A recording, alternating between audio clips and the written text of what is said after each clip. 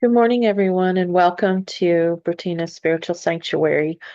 Today, we're going to explore the mysteries of spirituality, divination, and ancient wisdom to empower your soul's journey. I'm your host, Bertina, and today we're diving deep into a powerful and transformative topic: healing ancestral wounds. We'll explore who our ancestors are, what generational healing means, and how we can use spiritual techniques to break cycles and reclaim our divine power. So let's get comfortable and let's begin. So, before we dive into the healing, let's first understand who our ancestors are. There are three types that most people recognize as our ancestors. There's the biological ancestors, who are your family. They're the lineage going back generations further on. The spiritual ancestors are those whose souls are connected to you through past lives, traditions, and spiritual lineages. These can be biological or ones that have connected with you through traditions that you feel like you are drawn to, or even possibly if you have a spiritual teacher, sometimes their spiritual ancestors will be connected to you as your ancestor. And then there's the cultural ancestors, which are the wisdom keepers. They're the shamans, the priestesses, the healers of your ancestral lands. So when you go back looking into your DNA, looking into your culture, you may wonder why you're drawn to, say, four-leaf clovers and St. Patrick's Day when you are very Irish.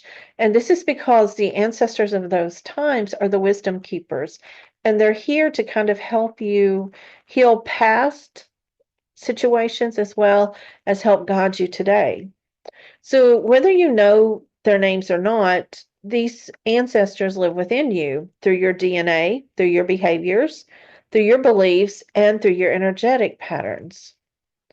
So, let's define what generational healing is. Generational healing is a powerful spiritual process of recognizing, honoring, and transforming the wounds and patterns passed down through our ancestral line.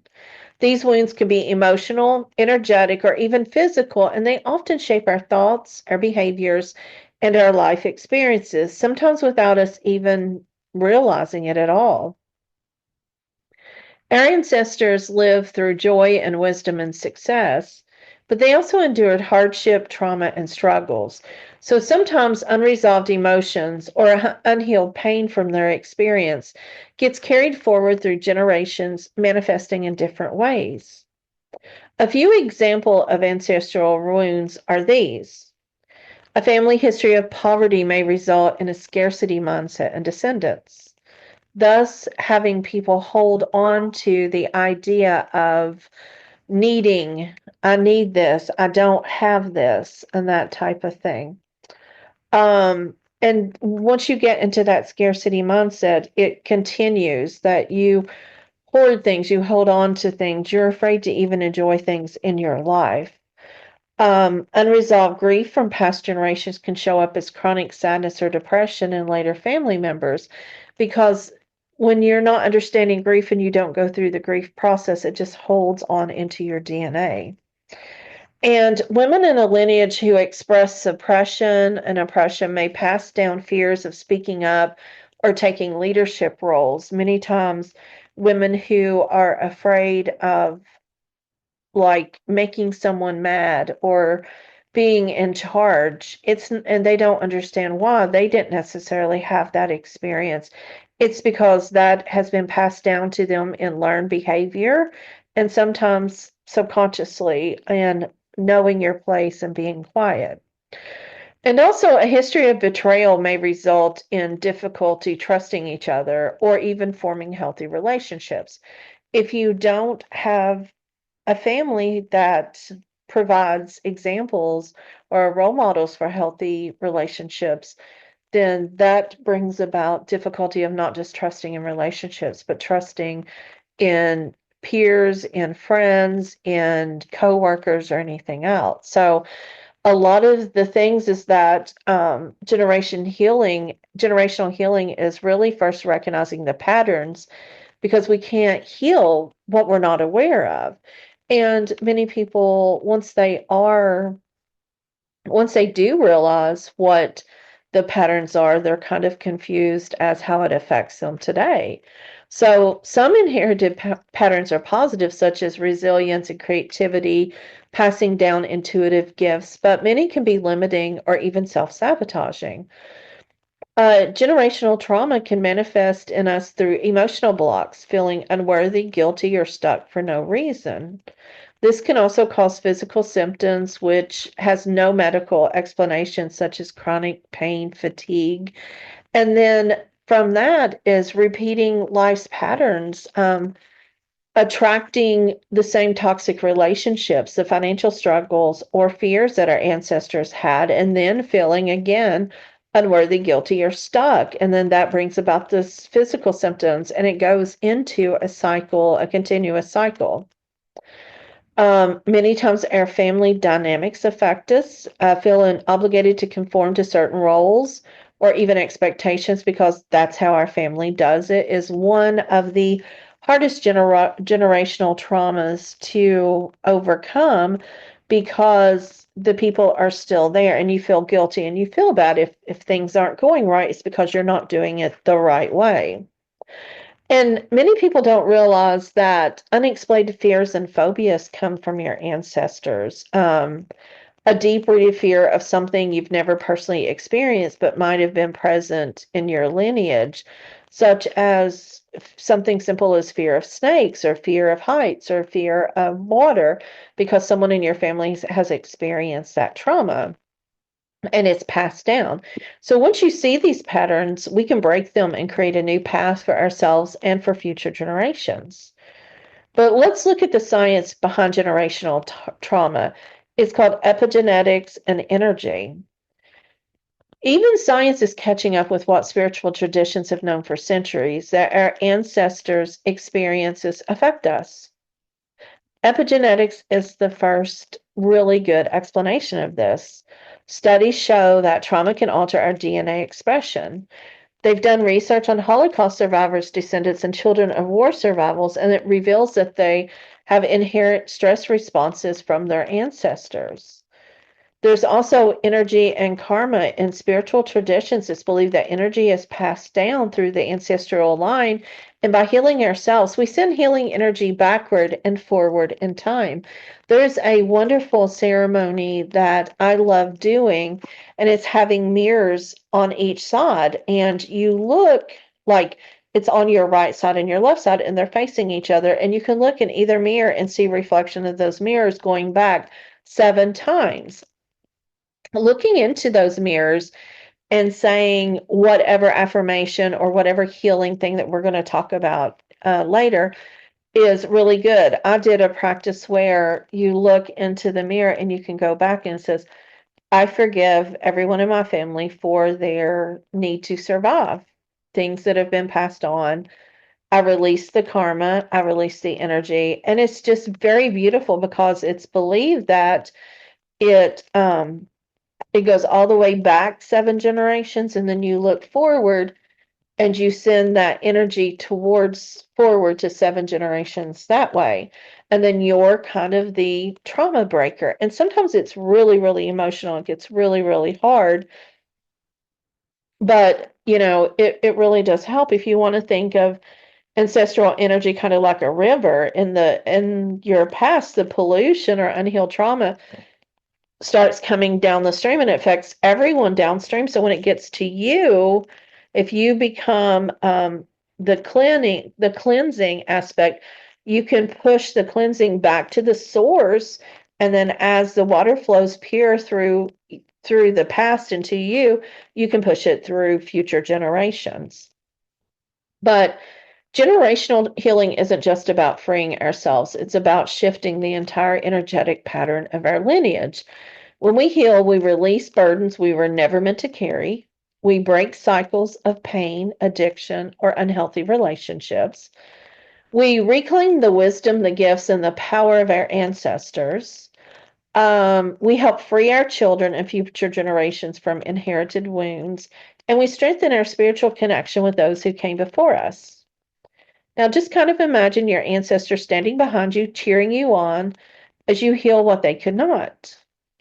It's believed that you're the chosen one for this work, this generation, and this time. So, here are a few spiritual techniques for ancestral healing. One's pretty simple. Set up an ancestral altar. Using a sacred space with candles, photos, offerings like herbs, water, or food that they loved, pictures that they have of them, and putting the food near them, allowing them to appreciate your offering, and then speak to them, invite their guidance, and leave them with prayers. This is a very personal thing. So, thinking about who you're wanting to connect with.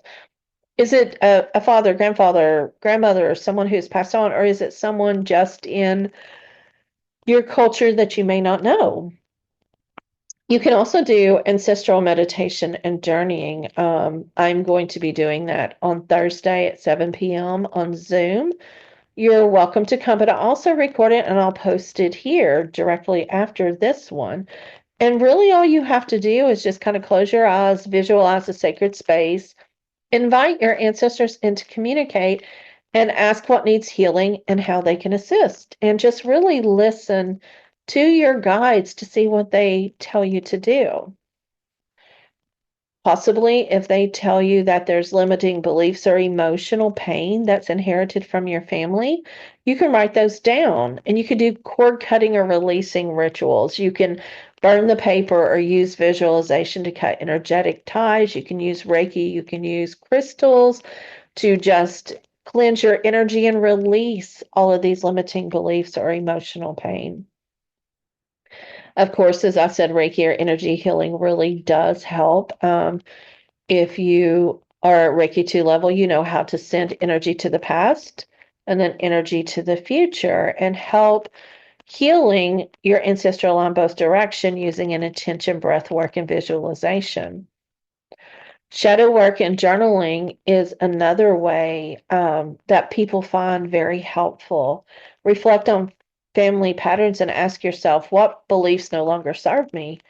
What emotions do I carry that aren't mine? And how can I break those cycles?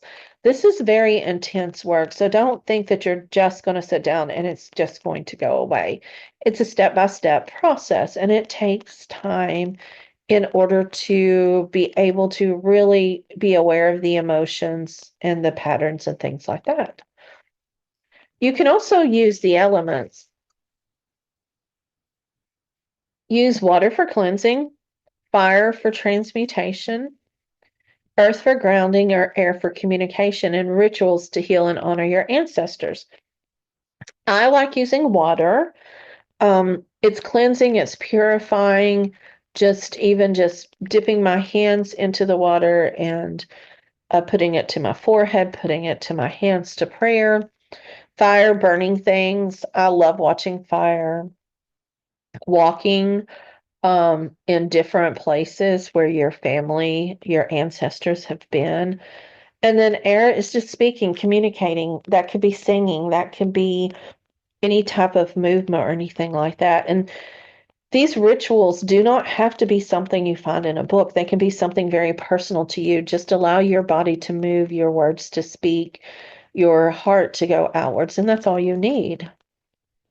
Some people like to use tarot or oracle cards, and you basically can pull 3 cards and ask, what ancestral wounds need healing? What strengths have I inherited to help me heal from this? And what message do my ancestors have for me? And then journal and work from there and help work out those processes. And then one of the favorite things that people do all the time that they don't realize is healing the ancestral line is through food and rituals. Cooking a meal that grandmother loved to make or that your mom loved to make and share it with gratitude to your families, telling the stories of when you were younger and you saw this food being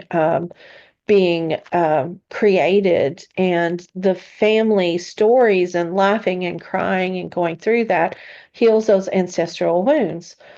Also, doing a death dinner or something with De los Muertos, the Day of the Dead, or Samhain, or anything really does help If you want to go back and look at the episode in October for Samhain, I talk about this a little bit there. But here's some final thoughts. Healing our ancestors is an act of love. So, as we release what no longer serves us, we create a legacy of light for future generations. So, think about this. What is one ancestral pattern that you want to heal? What gifts from your ancestors are you reclaiming? And then, how can you honor your lineage in your daily life? The last one's kind of hard because sometimes we love our lineage and sometimes we are in battle against the lineage because of the things that we remember, the trauma that we have experienced. So, honoring the good parts and releasing the not so good parts is really, really important. So, think about this. This is a sacred journey for you. Remember that you're not alone. Your ancestors walk beside you. They are helping you shine your light. They are helping you find your way in healing and just moving forward in this world. Healing your ancestral wounds does help you find out more of who you are. It does help find your purpose here. It does help you find why you are here. So, in saying that, I hope you have a wonderful day. And if you've enjoyed this episode, please share this with some of your family and think about some traditions or some rituals that you may be able to do together. Maybe having your grandmother tell you stories or grandfather showing you ways of doing things, your parents, your children passing down some things. But just remember, whether they're here or in the spiritual plane, they are still with us and they can still guide us. So if you enjoyed this episode, please subscribe to Bertina's Spiritual Sanctuary on Spotify and let me leave a comment about how you are about to connect with your ancestors. I hope you have a wonderful day.